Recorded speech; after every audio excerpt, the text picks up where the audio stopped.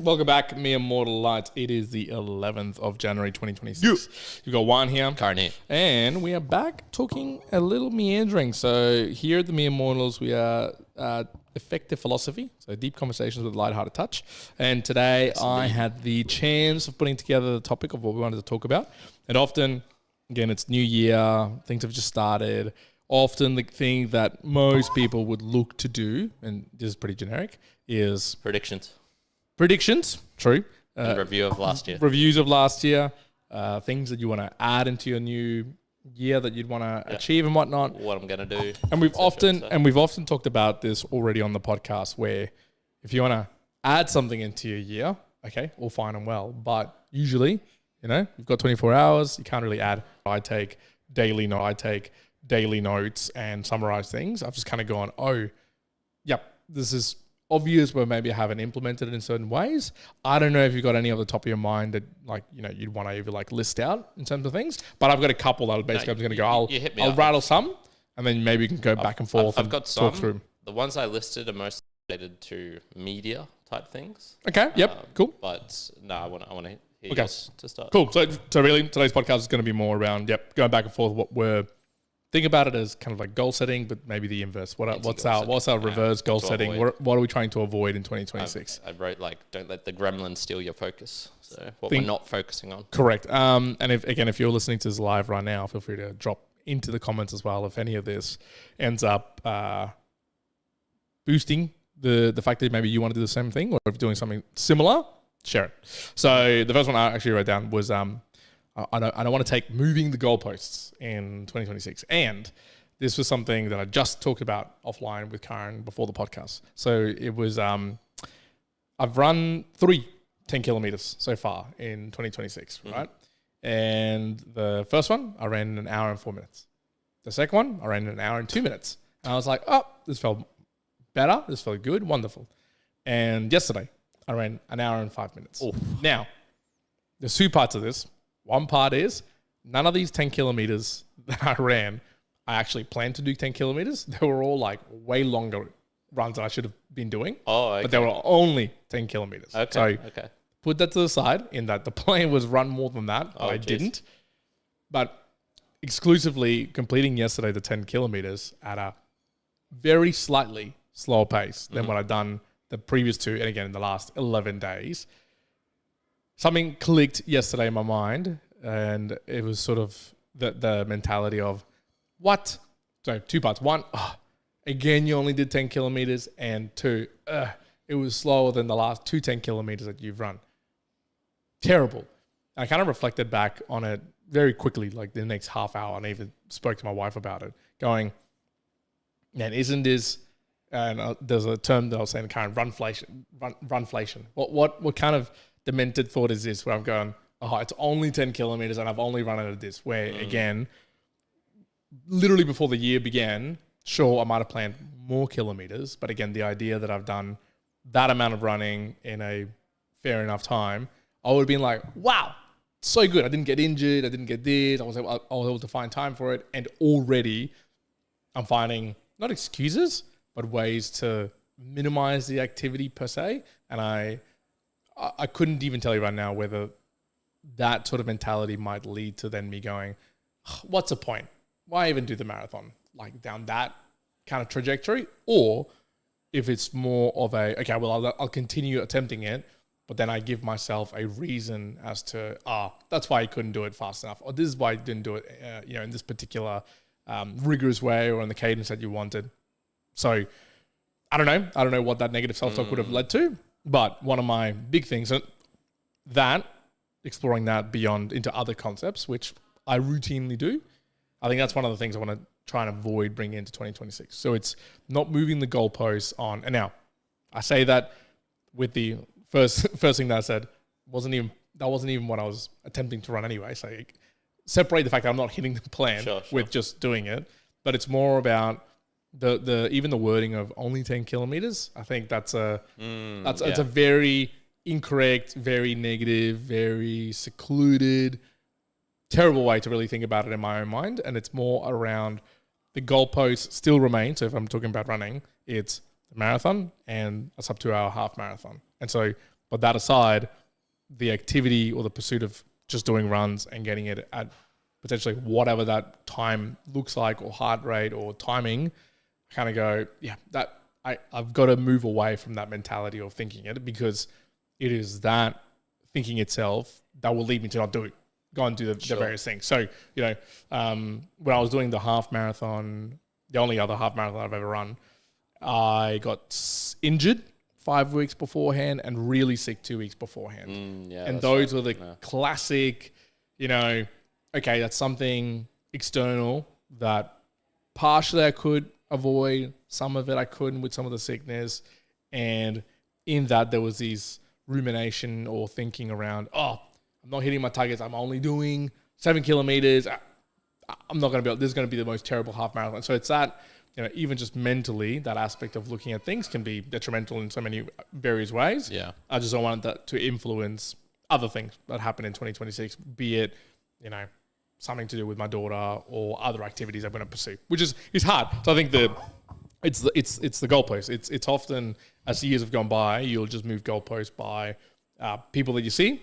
So I am certain that now that we are doing more running, talking about more running, I'm putting out more content about running, I am certain I'm going to see more of the Nick Bear, what are other like well-known runners, maybe Goggins, maybe whoever, just running and doing crazy things where I'll go, man, what's the point? Like, look at all these ridiculous people, where I thought that was just the general, and maybe thinking that the average should be this supreme expert number, when the reality is actually, no, this is just inflated. So not change the milestones is a big thing for 2026. Yeah. Don't take that in.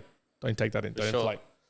Man, yeah, lots of thoughts from this. So one is probably also, for me, very similar, trying to run. I've got a goal for doing a marathon in less than 4 hours. And this is, distance and time combined together. I don't think I want to train that way, though, of having distance and time. I want it to be distance or time.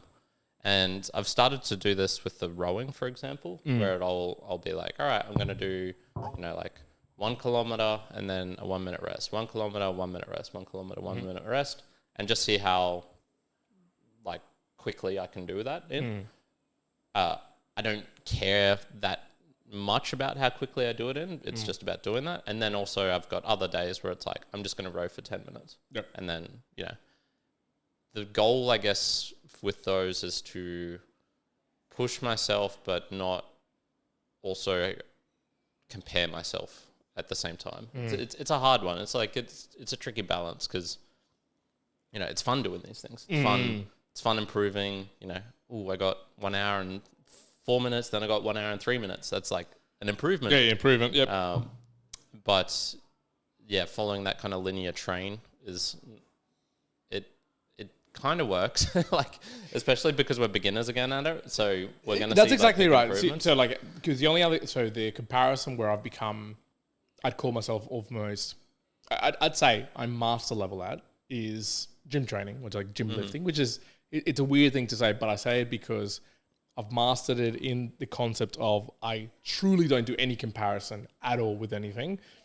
My lifting is not at the maximal levels that I used to lift, but the movement, my ability to contract muscles, to lift heavy weight and still progress within the age domain or the physical domain that I'm in is pretty tuned. I can go in there and do my own thing, and I can watch and see other people and understand what elite or non-elite looks like, and be truly confident and happy, and my milestones do not move at all. And I feel like I've mastered my own internal ability to train and do the things that I need to do.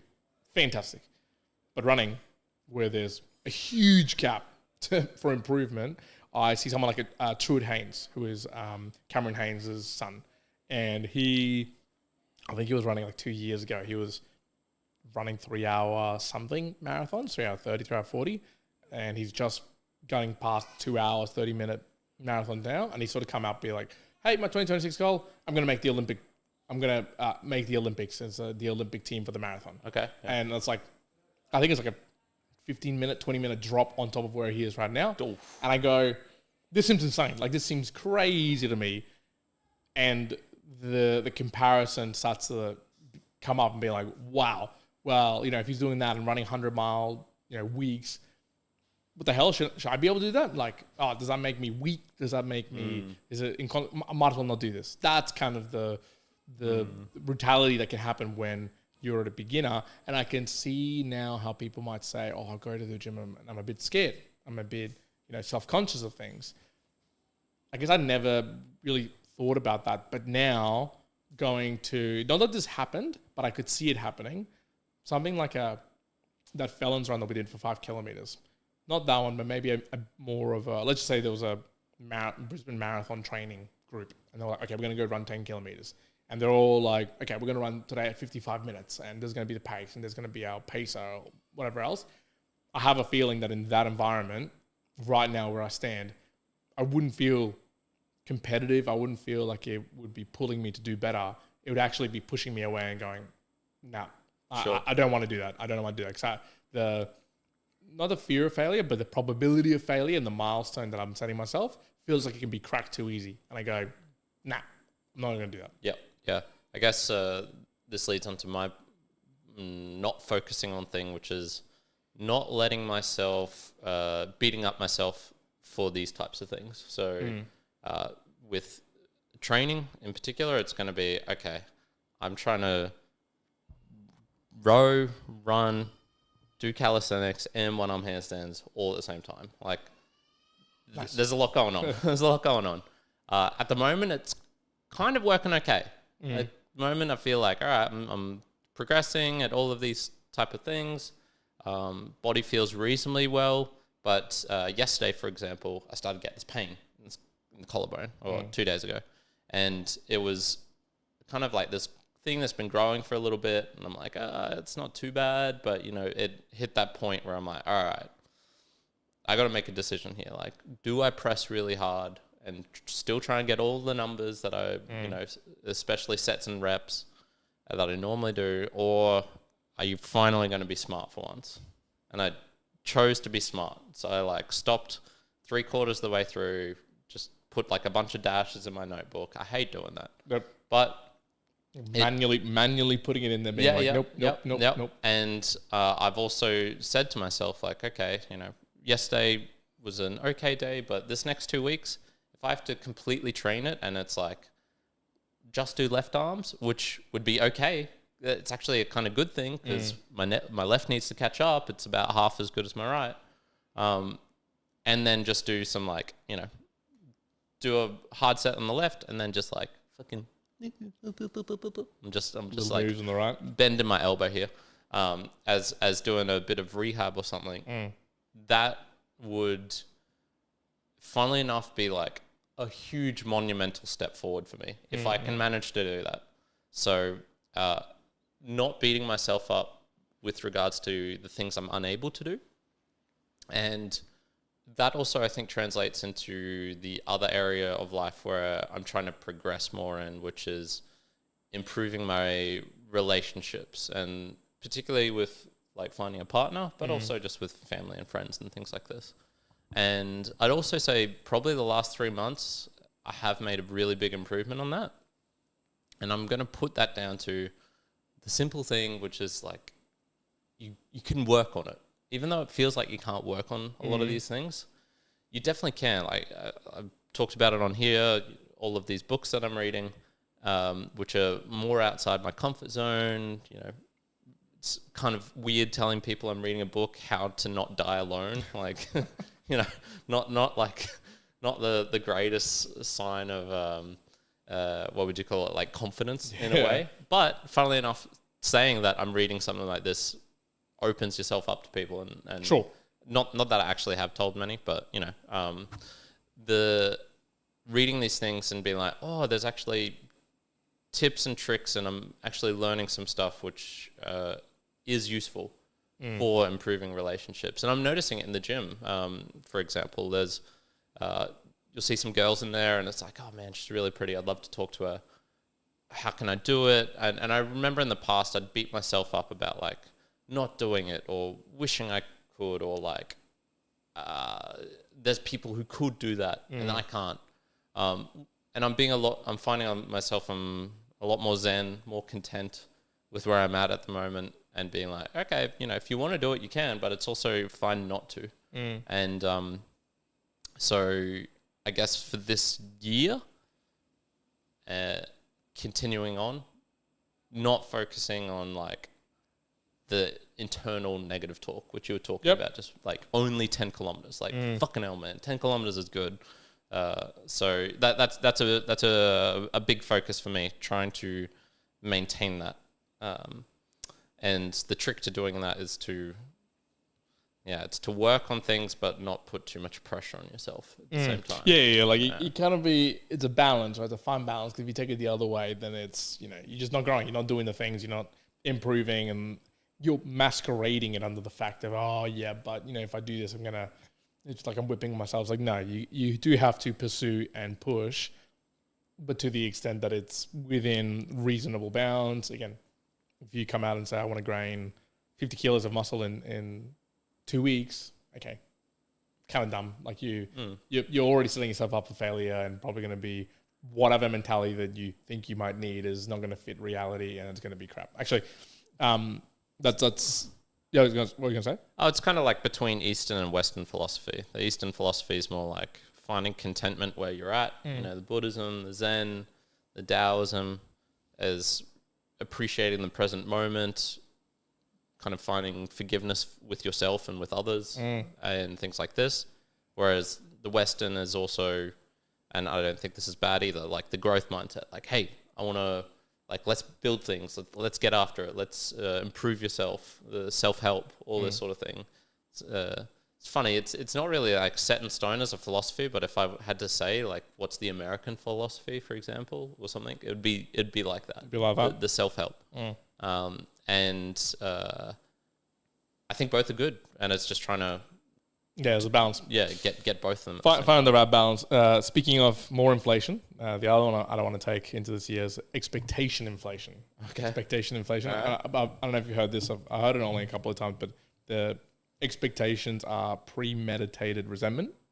Okay. That concept. So again, this is an example again of this was Boxing Day that just went by, where in my mind, Boxing Day, and this is very like gentle. The expectation was there's going to be some good sales. It'll be a good day out.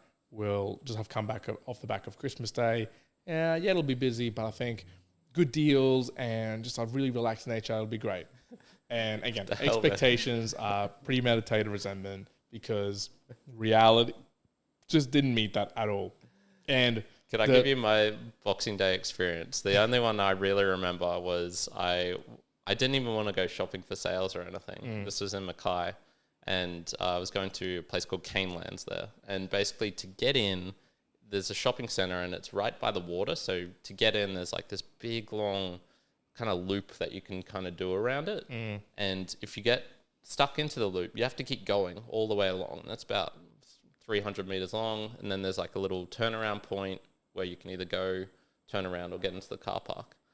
I got into it and I just got around the bend, and then I saw like, 300 meters of cars. Yeah. And all I wanted to do was go shopping. I could have gone shopping anywhere else, but I just went to this place, and it was Boxing Day, and I just was like, this is awful. Yep. This is terrible. So it was very similar. Sorry. Right? It was very similar. It was exactly the same. It was very similar, very packed. It was fun to just run around the shops with my daughter, but at the same time, it was so full of people and so many things going on, and it wasn't, again... Relaxed is not the word I think when I think of Boxing Day. Yeah, 100%. So the expectation inflation, so again, spread that out in a lot of places. I don't know, I'm in two minds. I'm either, I don't want to take the an inflated expectation. I wouldn't say, because the other end is kind of that expectations are premeditated resentment. I don't think you can get rid of expectations altogether. That's not really realistic. Maybe in some things, like again, things that I do a lot, or it's a habit where I'm not even consciously thinking of, this is going to be great. Sometimes I will still to this day go have a gym session, and in my mind think, I haven't trained in a week. I've got all these brand new gym clothes. It's going to be a great workout, and I'm setting it up for an 11 out of 10 workout day when the reality is you can't hit an 11 out of 10 day, and it ends up being a 7 out of 10 or an 8 out of 10. and you still feel crap about it, even though it's a 7 out of 10 and 8 out of 10. Yep. So I don't think you can get rid of the expectation itself, but it's just not inflating it, not setting the expectation as it's going to be much more grand or much more amazing. And again, this kind of goes to the attention that I place on things. So this is usual, I would assume, for most of humanity, but the aspect, and again, going back to comparison, but the aspect of the marathon that we're going to be doing in 2026, there is a real setup that I could get into in the mind of, okay, well, my expectation might be that I'll put myself in the 3:30 to 3:59, 3 hours 30 to 3 hours 59 category. Okay. That's my expectation. But that's a range. Don't disappoint me. No, but I'm saying that, like, there's a range here. And I go, okay, well, my expectation is 3 hours 30. Right? So, because, like, in my mind, what I've got to be wary of, okay, well, here's a range. Okay, aim for the 3 hours 30, but why not? And that's a dangerous inflation because if I looked at it very just from a third person view, like from my wife's perspective or my family, they might go, you've never run a marathon. Your pace is actually more like 4 hours, 10 minutes. Yeah. You haven't even run that pace of a half marathon. I don't know if there's like not realistic. It's more, look, it might be realistic, but at what cost? And I know myself, I am not going to make the sacrifices elsewhere to achieve that realistically. So I'm already setting myself on an inflated expectation that is going to bring resentment when it doesn't occur. So I don't know what the answer truly is for me, whether it's you just remove expectations altogether or you just make yourself aware and almost backtrack from more short-term goals so that you don't set the expectations so high. When I was younger, I think I was comfortable because I was maybe able to push hard, and if I missed things, like common sort of saying of aim for the stars and you land on the moon. So if I was 20 and I would have gone, I want to run a marathon, and I didn't achieve it, but I ran 35 kilometers, I might have gone, okay, awesome, I run it, I'm young, I've got heaps of time available, this is the first time trying this. Yeah. Now I kind of see it as, well, one, running a marathon is a set thing. Like reaching something below it is not really the goal at all in that aspect. But two, if I realistically don't think that I can hit that, I almost think now it isn't as helpful because I'm having to make sacrifices to not achieve the thing that I'm doing, that I'm just sacrificing and suffering in other areas while still not making this thing meet. So my expectation maybe needs to be more realistic so that I can meet it in that maybe it's a half marathon. Okay, so it's more achievable and I don't have to feel pained from the sacrifices I've made in other areas of life to go and achieve a particular thing. So yeah, it's almost not on a spectrum. It's some things you are willing to shift, but if you don't meet a particular goal and you inflate the expectation, you're going to have some level of resentment, and it's either the resentment of not doing the thing to your expectation or doing the thing but then being resentful because you had to give up so many other things. Like I'll call it out right now. There's no way I want to do a marathon if I have to stop training at the gym. There's no way. Like I don't want to do that. There's 0% chance. And if something along the road told me that I had to do that, which again I don't think so, but if I had to, this mentality I'm saying now is, okay, if that's the inflation, if that's the expectation and I think it really meets that, then I wouldn't do it. I'd stop it altogether because I go, no, my priority lies elsewhere. That's not reality, but that's like as a clear example. So yeah, I just think either reducing the inflation of expectations or just trying to avoid expectations and just living to the actual reality of things so that you don't just get pre-built resentment. I said I was going to go to Bluey's Well today, right? I haven't really looked up what the hell is a Bluey's Well. I could look it up, set expectations of that's going to be a great photo place for the family. Oh, we can have this bit of food and I can really enjoy. Oh, and I bet Vienna's going to love this particular ride and whatnot. That is building just some sort of expected resentment or failure because, okay, some of it you might, but you can't control everything. And if I then come home and go, oh, we only took 17 photos, but I actually wanted 22 and I wanted one with Bluey and I wanted one where I was kind of like knocking him in the head or something. And you go, that was a failure. Like it's not. Yeah. It's not a failure. I just set it up as a failure. So yeah, moving away from inflation of expectations. Yeah, okay. Yep. Yeah, that makes sense. And also, yeah, the funnest bit of it might be the drive there. Sure. Exactly. Yep.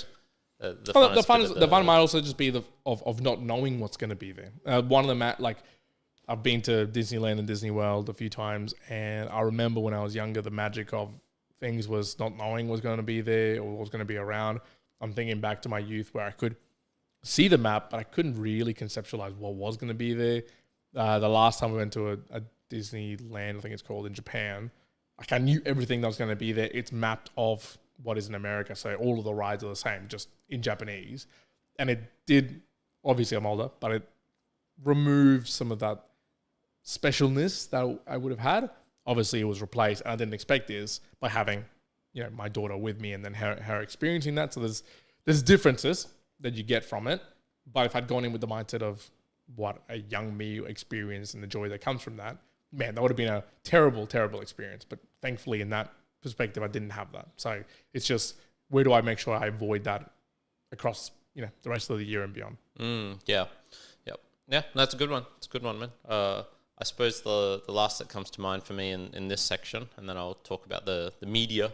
I've got a couple of media. Type of ones after the Boostergram Lounge was I not losing focus on my focus, in essence, which is you'll notice, for example, none of my goals this year have anything to do with language learning.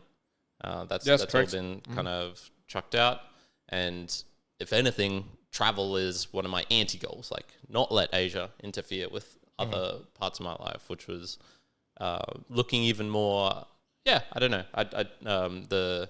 One of my goals this month, I said, was to have a courageous conversation. And that was actually with Brendan, and just saying like, hey man, I'm kind of 50-50 on whether I'll come. And turns out, I thought this would be the case. Like, he was just like, that's all right. Okay, yep. It's not a big deal. But it could have been one where it was like, oh man, I was really looking forward to you coming. Sure. And there was another thing with another friend of ours, Lucas, and it was sounding like he was maybe going to go. And so then if I missed that,